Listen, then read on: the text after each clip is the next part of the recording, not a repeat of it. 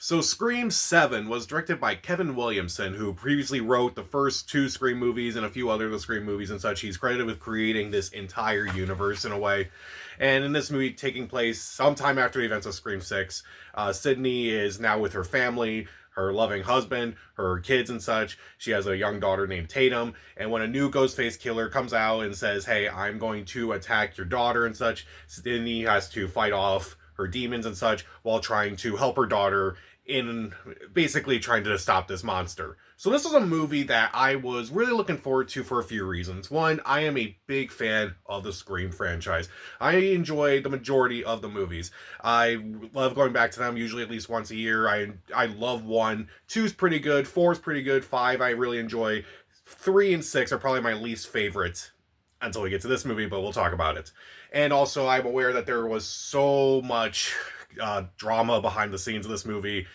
Basically, this was not their plan A. This was basically like a last resort plan, obviously, with problems they had with Melissa Barrera and how they handled that situation is not the best, how they handled that. And I went into this movie just trying to be optimistic. I was going to give this movie a chance no matter what, because I still enjoy these movies. There's still a lot of fun, and also kind of going in and not knowing anything, because I guess this movie leaked or something like that, like a lot of plot points did.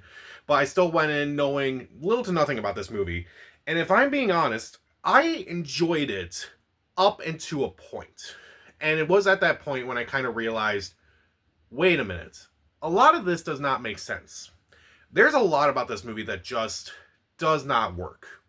And I think now, looking back on it, it may be probably tied with Scream 3 for my least favorite Scream movie. And that is not great. But let's talk about a few things I do like. First off, it was great seeing Neve Campbell again. I thought she did a really good job. I've always liked her character in these movies and such, and I was very upset when she didn't return to Scream 6. But I'm also just glad that they shifted the focus back to her in a sense. I do like seeing her in this movie again. There are some pretty brutal kills in this movie, particularly in the first half, where it's like there's one on a stage that's pretty gruesome and it's a lot of fun. Well, fun in the sense where it's like, okay, that's pretty creative and such. And the opening kill itself, well, I thought the opening scene was just kind of lackluster in general. The one that kills itself, you kind of see in the trailer, yeah, it was pretty brutal itself. So that was pretty cool to see. There are some fun moments here and there, like interactions between Sydney and Gale, I thought were really good. There's still some fun moments. Like, I would say for the first half of this movie, I was honestly having fun. And there are some intriguing ideas in this movie. While I won't spoil them throughout this entire review, there are definitely some ideas where it's like, okay, that could be really cool to take this movie. Like, that could be a really cool direction to take this movie into. Some stuff was like, you know, how... again, I'm trying not to spoil this movie, but something where it's like, okay, maybe it didn't come into at first, but it's like, okay, now I kind of get like, oh, that's what they're going to try to do with this whole thing. And also some themes about like motherhood and like passing on trauma and such. And I do feel like there are interesting aspects of this movie, but that's kind of where all my pros end, because pretty much everything else about this movie I did not like. Again, some of those ideas are very fascinating, but I never felt like they were fully realized. And I felt like they were more of an afterthought rather than the main focus. And I felt that was just very underwhelming. Like when you find out, when the killer kind of reveals part of what their backstory is like, and it kind of plays into what one of the themes was, but when you realize it's like, oh, well, I guess that's it, and that's pretty underwhelming and such. And also, some characters don't understand some of the things right away, and the main, I won't spoil it by any means, but characters think a certain thing throughout this entire movie. And it's very frustrating that characters who are really smart be so dumb for a while, and it's just kind of annoying to me. And the fact that they think, wait, is this actually what's happening and such? Now, I know there's that theory out there, there's like a really popular theory in the Scream franchise and such, but this movie really plays with that idea. And also, there's just so many things in this movie that just don't make sense. Especially by the third act, like, characters kind of are gone for a while. Like, I won't spoil, like, who's missing from this movie. But you would think that some characters would do things to stop this or also kind of do things to basically help issues like, okay, so Sidney is married to Joel McHale's character, and Joel McHale is a cop. He's the police chief. How does he not have cops around his house 24/7 at this point? I don't understand. Or by the end, even, and just felt very underwhelming. A lot of the characters, too, are not really used well. I felt very disappointed when they brought back Mindy and Chad, who was like, I liked them in their last two movies and such. Here, I felt like they just didn't really have much of a purpose for being in this movie. Gale kind of wasted in this movie too, if I'm being honest. They do kind of do a few things with her. It's like, okay, a lot of this action and a lot of the events that have kind of taken place over the last 30 years has taken a toll on me as well.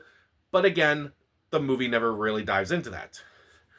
The new characters in this movie are awful.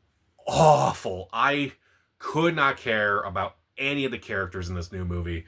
And it was just so frustrating just seeing all these characters have little to no personality, and they all kind of just get butchered in various ways and such, and I just could not care about them.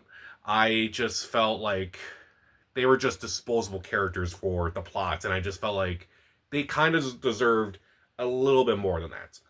Meanwhile, the main new character they focus on in this movie, Tatum, played by Isabel May, I thought she was not particularly great. I don't really sense Sidney in her just yet. Now, I get that the idea is like Sidney kind of is giving her like a sheltered life and such, so she never has to deal with this, but she is coming into this whole thing blind. And I get that, but I felt like Isabel May never really did anything with that. I felt her character was just very underwhelming.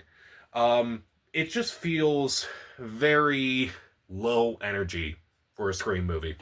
And there are so many moments that are just very silly. Like, basically, when Gale enters the scene, when Gale enters the scene after, like, a huge moment in the movie, it is pretty funny what happens during the scene.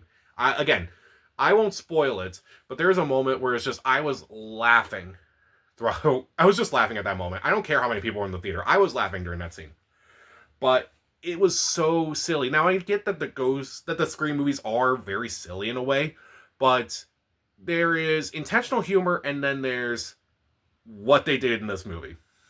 And it's just embarrassing. But let's talk about the main thing I don't like about this movie, the Ghostface reveal. The Ghostface reveal is probably the most underwhelming. If you thought Scream 6's reveal was underwhelming, this one is even more underwhelming. And I never thought I would say that. When you find out, like, what these killers are doing this for and everything, it just feels very... It feels like they didn't know what to do, so they just put it on the back seat, and they just kind of, like, just kept it in the movie. It feels very secondary. And also, it doesn't really help. One of the things I do like about, like, going back and watching the Scream movies again is, like, okay, who are the killers in each scene? And kind of seeing, like, okay, so if this killer's in this scene while the killer's attacking, so it must be this person and such. And also, the fact that, like, a lot of the killers, no matter what, they're still in plain sight with all the other characters throughout this entire movie. The characters who are Ghostface in this movie are hardly in the movie. When one of them unveiled their mask and showed who they were, I had to say, who is that again? Because they have such a lack of presence in the actual movie that's just very underwhelming. And I heard someone say this comment on another YouTube video when they were reviewing this movie, but basically this movie kind of feels like a Stab movie. Like, you ever see, like, the Scream sequels, and you kind of see the clips of the Stab movies in there, and you clearly can tell that there is just something off about the movies in a weird way. Like, whether it's, like, they're not as smart, or there's no tension, or whatever. That's what this movie kind of feels like at times. That it feels like the movie that they were making fun of, rather than the movie that they were a part of. And that's just very underwhelming. Kevin Williamson, he did a really good job with the first two Scream movies. I'm not going to fault him for Scream 3 because they rewrote that entire thing, basically without him.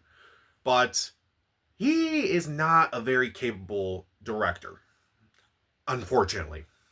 His last movie that he directed, I looked it up, was directed in 1999. That was before Scream 3 even came out. So I get the idea where it's like, okay, let's bring on the original writer of the Scream movies to do this movie, but he is a very good writer, not a very good director.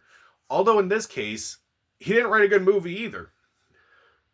It just, like, maybe he was just so focused on doing all these other things that maybe he didn't realize the plot holes in this movie and realize it's like, oh, we address various things, but we don't really do anything with them. This is a movie that's just very disappointing. It's like you read all the behind the scenes stuff, whether that's like the guys behind Ready or Not who directed Scream 5 and 6 were supposed to direct it, but then they had to leave. Or all the drama involving Melissa Barrera, Jenna Ortega, and Christopher Landon, who were supposed to be involved in the next movie and such. And then you hear this movie come together, and you can tell at times that this movie is just trying to salvage what it can, try to make a coherent movie, and yet it just falls apart by the very end. And I've probably said this before in another video, but the third act is probably your most important act. And the fact that this movie falters it, like everything in the third act is really bad. Basically, after a whole scene involving Sidney, Gale, and the killer, and it all falls apart after that. That's when I lost it. And it's just very frustrating. I feel like, I don't know. This may be now my least favorite Scream movie. Because at least looking back on Scream 3, I'm not a fan of Scream 3 anymore. I used to be, but now looking into it again, it's like, I don't know if I like that movie as much as I did. But at least I can go back and watch Scream 3 again. And kind of have fun with it, despite some of the things that are in that movie. But this movie feels like it knew what it wanted to do. But at the same time, it didn't want to do anything to really make a great Scream movie. This is a movie that would be made as a stab movie, or it's a movie that Scream would make fun of, or it's a movie that would be made because Scream 1 was so popular to begin with. And the fact that it is Scream 1, it's actually very underwhelming. So, I feel like I'm rambling at this point, so I'll just kind of wrap this up. Neve Campbell, love seeing her again. There are some brutal kills in the first act. There are still some funny moments in this movie, and there are some intriguing ideas, but characters are dumb in this movie. Like, really dumb in this movie. The ideas are not fully realized. Some things just don't make sense. A lot of characters aren't used well. The new characters are atrocious. I didn't really care for Isabel May in this movie. The lack of energy and the unintentionally silly moments kind of got me. The Ghostface reveal is just very underwhelming, and again, feels like the movie Scream made fun of, rather than a movie in the Scream franchise. And that is very underwhelming. I would say you could watch this at some point. If you're like a diehard fan of this franchise, maybe don't see this movie in a theater right away. Maybe wait for a streaming service. But yeah, I just can't really say that this was a great movie. I will give Scream 7 1.5 out of 4 stars. Stream it. I'm trying to be a little kind to this movie, but it's one of those movies where it's like, it started off fine, and then it just slid down. I may not remember a lot of Scream 7. At least Scream 3 I will remember, but this one may be pretty close to the worst Scream movie. And that says a lot. So, how would you rank the Scream movies? Comment down below, subscribe to the channel. This is Pat. Stay safe.